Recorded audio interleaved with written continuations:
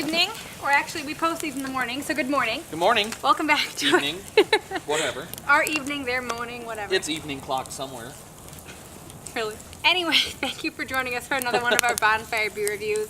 Tonight we're coming at you with two beers. Two beers. Two different styles. One fire. One fire from the same brewery. It's actually kind of a loud, windy night.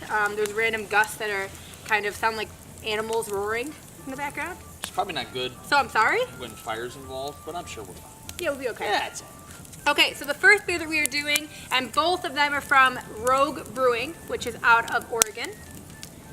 Rogue. Newport, Oregon to be exact. We are doing two large pints we have, and they are pretty sweet. I'll get some close-ups. You guys already probably saw it in the intro, actually.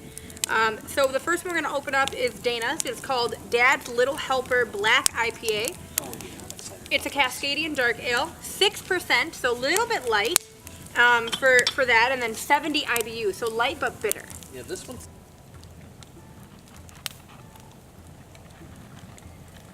So something that we just noticed in Untapped is that this one's out of production. Yeah, it's no longer being made. So, it smells IPA. Smells somewhat fruity. I smell a little bit of a mahogany smell. Okay, so you're getting like a woody kind of smell? Yeah, kind of a woody smell, but That's also interesting. citrus. Okay. That's interesting. So, really quick, there is no Best Buy or bottle date on this pint, but one thing I'd actually like to quickly read the back, and this one says 92 IBU, baby.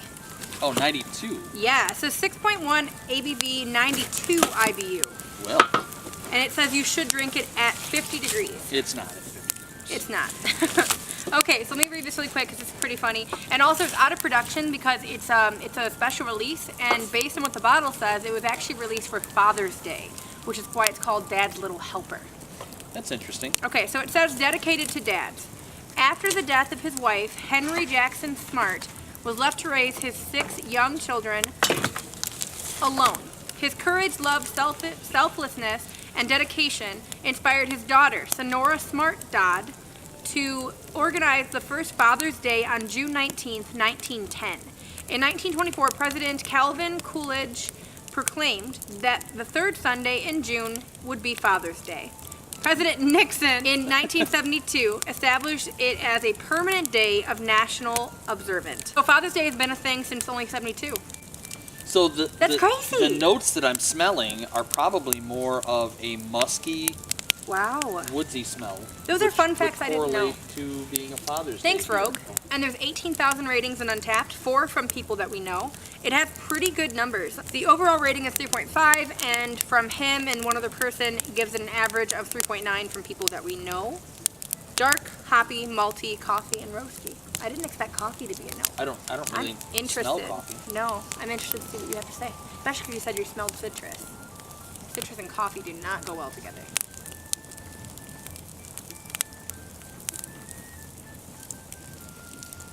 Yeah, I stand by the nose. Okay, so you think that it's dark, It's got a mahogany. little bit of a bitter bite to it at the end. Okay. So there's the IBUs kicking in. Yeah. I like it a lot. Do you taste coffee? No, unless you're chewing on the bean. I agree with your nose. I agree with it. It does. I smell the citrus, which is still so weird to me. The whole black IPA thing we really have just started to tap into since Right Brain. Yeah. So, Tap into. no, but for real though. But for real though. Accurate play on words. But you look at it and I assume it's going to be one of my beers, and then when I have it around the fire, it actually has like a crimson red color that comes through, which is really, really nice. So I don't expect it to be hoppy, and I don't expect it to smell like citrusy, but I do. And I don't really smell the wood, but even if I did, I would assume it's from the fire, so I can't tell you if I smell that. Yeah. All right, I'm going to go and try it. Not too much. Ironically, I took a giant gulp when you said that, just to spite you. Okay, so this is delicious. Yeah, I love it. Really, really good. I took a very big gulp. It just kind of happened. Yeah. And then he told me not to have I too was much. just kidding. I know, but it was just funny.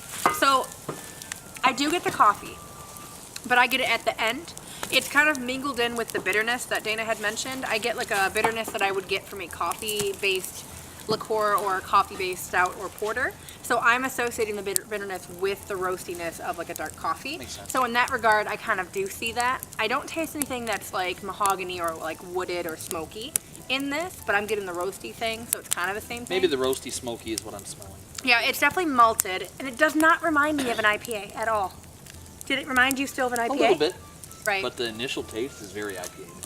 Not to me, but I don't know that I even got an initial because I just like drowned my own tongue with like a lot of it at one time. Right. My tongue was dying. Your tongue is Let dying. me try it again. You still have another little bit in your bottle. It's okay. I think this is really All right, now I'm going to tap into the beer that I've been waiting for. And these have been in our fridge for about a week and a half, and it's been tough. All right, Dana is the master of getting the fire to be very intense. So, the fire is very intense. It's pretty easy. It is Shakespeare Oatmeal Stout by Rogue. It's a 5.8 ABV, 60 IBUs. Our friends have a 3.89 rating with everybody else at a 3.73 rating. Tasting notes, it's ebony in color with a rich creamy head, earthy flavor, and a mellow chocolate finish. Okay, that's what it says. It says to pair it, which I love when bottles give you this kind of information. Not only do I have very exact details on exactly what hops, malts, so on and so forth they use, it also points out that there's no chemicals or additives and that it's best eaten with beef, cheese, and even wine, which is kind of weird. And it's the same gentleman on the front of it. Actually, this one, and JJ, you're going to be mad at me. JJ, this guy looks like you. So he's wearing a cowboy hat. He has a mustache, but his jaw structure looks like you. Something about him, I get JJ vibes. Hair and jaw structure. I get Tom Selleck, but I mean... Well, Matt, you listen here, Matt. Does he look like JJ? Yeah, does the guy in the Rogue beers look like JJ? We need to know that. We need to know this Please, stuff. And he's from Oregon. channel, So yeah. did you get Matt? Did you get JJ to pose for Rogue? I don't think so. Because Wow. if Matt would have done it, he would have been topless and covered And he in would have charcoal. had a salmon. Okay, so this beer has a caramel head. It had more than it does now when I first poured it, but not super active. It is pretty black in here, but I actually can see the carbonation, if you can see that rising from the bottom. Yep. Tiny little microscopic bubbles. Tiny bubbles. I only smell chocolate when I sniff this guy. I don't smell Oatmeal. coffee. I agree with that. Okay, I'm gonna go ahead and try this. I think I'm gonna be excited about it. Give her a go.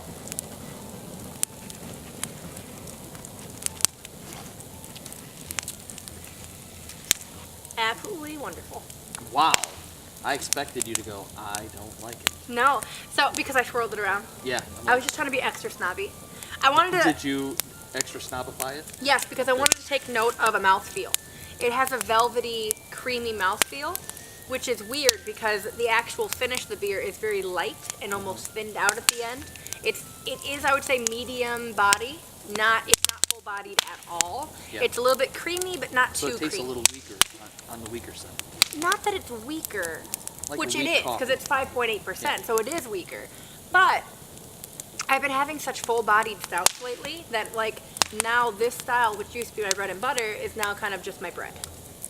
Wow. It's not my butter anymore. I'm sorry, butter. I think you will not like it, but you will not hate it. I don't foresee a Dana famous stank face today. It smells like coffee to me. Okay, I don't smell that. I smell just chocolate. I smell chocolate. Like milk dark chocolate. chocolate. Oh, I get milk. I'm not a beer snob. Not on that kind of beer. No. With hops you are. You're like, Chocolate. are you kidding me? That's Centennial. He does that crap to me behind the scenes, guys. I don't mind it. Really? I don't mind it. Wow. I actually. Wow! The carbonation makes it better. Yeah, it kind of reminds And me I of don't. your beer. I don't believe that it's a weak tasting. Like when she said it was kind of I said thinned out. thinned out, I got a picture of like weak coffee. Yeah, you always And I do, but don't- that's not true. I don't get that from that beer. That's delicious. It's a good beer. Yeah, Yeah. I would drink that. I in the really bar. didn't think you'd like it. But if you guys don't watch I know a lot of you who are our beer tubers and beer followers and you come for the beer, you watch a lot of our beer specific content. If you don't watch our vlogs actually infuse a lot of the beer stuff in them as well. Yeah. And recently we tried a beer while we were cooking that he didn't mind. He said a very similar thing too. I don't mind it. It's And not then bad. we were at the bowling alley recently. Yes, And we did. he ordered a dark beer, guys. It was a blueberry stout. It was blueberry pancake maple stout. pancake stout, And it it was by delicious. It that was tasted by like breakfast, and Saugatuck. yeah, it was so good. But he ordered a 22-ounce of it. I liked it so much I ordered one. For himself. I know. And then I allowed Eileen to beat me at pool. I did not win. Yeah. You're sweet, but I lost my ass at pool. She did.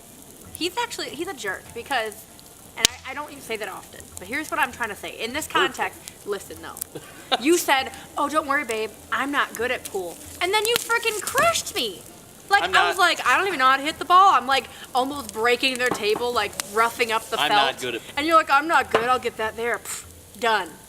Thank you so much for watching, guys. Hope you enjoyed this Bonfire beer review. You've gotten to see 2 Rogue beers, and I can say very confidently that I cannot wait to try more stuff from Rogue, and that I'd give this brewery a thumbs up. Thumbs up for this 2 brewery. spectrums of their beers, and we like both. Yeah, great stuff. Great stuff. Cheers.